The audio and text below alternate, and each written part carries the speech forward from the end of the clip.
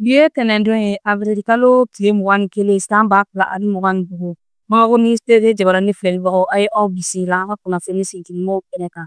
Kunnafoni daminɛ an b'a daminɛ ni Mali kunnafoniyaw ye.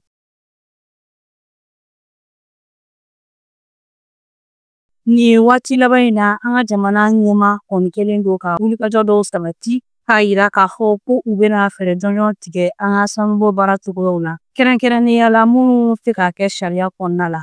Bari ka da a kan ko a yirala k'a fɔ waati tɛmɛnenw la ɲangata wale dɔw kɔni kɛra an ka damanda dɔw la kɛrɛnkɛrɛnnenya la Popoyo ni o bɛ Tangaba mara fɛ janvier kalo tɛmɛnen fo ka taa se Dalipoto ma ni o bɛ Kɛɲɛba mara fɛ février kalo tɛmɛnen san 2025. O hukumu kɔnɔna de la an ka jamana ɲɛmaaw y'a yira k'a fɔ ko u bɛna fɛɛrɛ jɔnjɔnw lasigi kan min b'a to dan bɛ se ka sigi an ka damandaw ɲangataw la. O siratigɛ kelen de fɛ Tangaba yɛrɛmarakafo ɲɛma n'o y'a préfet ye ale kɔni y'a yira k'a fɔ k'a bɛna waleya dɔw bila sen kan min b'a to maa minnu bɛ sanubɔ baaraw kɛ k'a sɔrɔ u tɛ sariyaw kɔnɔna la olu ka se ka a dabila o hukumu kɔnɔna la. A kɔni ye n'u ka mara o sanubɔ baara a ye dan sigi o la n'o bɛ tali kɛ Bagaga Mayiga maaw olu ka sanubɔ dingɛw la. A y'a yira k'a fɔ ko olu ka baaraw bɛna jɔ fɔlɔ bari ka d'a kan ko u bɛ ka sariyaw sɔsɔ u ka sanubɔ baaraw kɔnɔna la.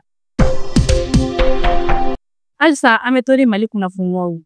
Yaasa an ka jamana ka se ka yɛrɛma hɔrɔnyaw sɔrɔ baaraw ta fanfɛla la. An ka Mali gouvernement maaw kɔni kɛlen don k'u cɛsiri ka se ka baara bolodalen dɔw bila sen kan min bɛna kɛ sababu ye an ka balo kɛrɛnkɛrɛnnenya la an ka malo ale kɔni bɔli ka taa jamana wɛrɛ kɔ kan dan ka se ka sigi olu la ɲani san 2030 waatiw cɛ. O siratigɛ fɛ u kɔni ye musaka dɔw ta k'o di sɛnɛkɛlaw ma min bɛ taa a jɔ sefa wari miliyari 14 a n'a kunnafɛnna. O bɛna don baara bolodalen min da fɛ o de ye malo sɛnɛ bɛ se ka don ba la cogoya min na an ka jamana kɔnɔna la ka se ka kɛ malo tɔni miliyɔn 5 ani gɔni 5 o ka se ka sɛnɛ san o san n'o o bɛ kɛ fɛn ye min bɛ ɲɛtaga sabati bari ka da a kan san tɔw la an bɛ malo tɔni miliyɔn 3 o de sɛnɛ.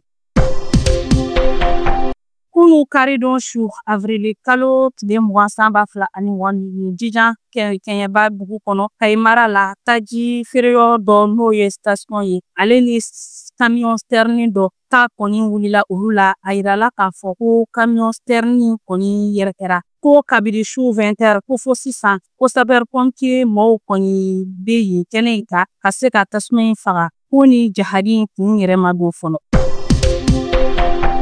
Poli kɔni ye a siɲɛ fɔlɔ ye an ka Mali jamana kɔnɔna la an ka seko ni dɔnko tigilamɔgɔw kɔni ka se ka dɛmɛ sɔrɔ assurance volontaire sira fɛ u ko min ma AVOC ko ni baara in kɔni bilalen don sen kan ka sanga ni bolodiɲɔgɔnma baaraw dɔ de ye min tɛmɛna seko ni dɔnko minisiriso ani kɛnɛya minisiriso ni ɲɔgɔn cɛ ka tɛmɛ ni INPS mɔgɔw ka dɛmɛ ye a baara ninnu dɔn kɛnɛ kɔni bɛna sigi araba nata avril kalo tile 23 san 2025 Mali lajɛkɛsoba kɔnɔna la n'o ye CCB ye nɛgɛ kanɲɛ 15 waatiw la.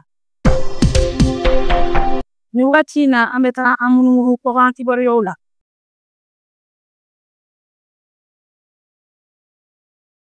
Chad jamana kɔnɔna la a yirala k'a fɔ kasoladen 100 bɔɲɔgɔnko olu kɔni sera ka a boli juma su ka bɔ Mongo kasobon kɔnɔna la k'a sababuya kɛ mugujugu wuli dɔ ye min kɛra sababu ye ka maa 3 kɔni faga. Maa 3 joginna ni kunnafoni lasera u ka sigida kofɔlen maa ɲɛma fɛ n'o ye u ka secrétaire général de la province de Guera Mongo.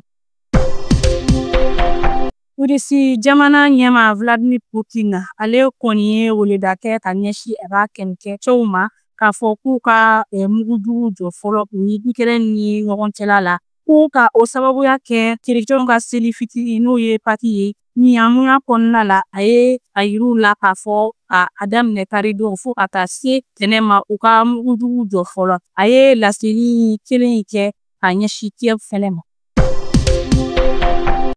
An bɛna an ka bi kunnafoniyaw kuncɛ ni banni kibaruya dɔ ye. Pape François n'ale kɔni ye chrétienw ka diinɛ ɲɛmɔgɔba ye. Ala ye ale ka kalifa minɛ a la n'o o bɛnna bi tɛnɛ avril kalo tile 21 ma san 2025 ka a to san 88 na. An bɛ dugawu kɛ ka a ɲɛsin chrétien katolikiw bɛɛ ma. Ala ka a dayɔrɔ nɛɛmaya. Ni ne bɛ dan sigi an ka bi kunnafoni sentelimaw la. Aw ni ce aw ka ɲɛmadali ani aw ka kulomajɔ la. Aw k'an bɛ diɲɛ waati.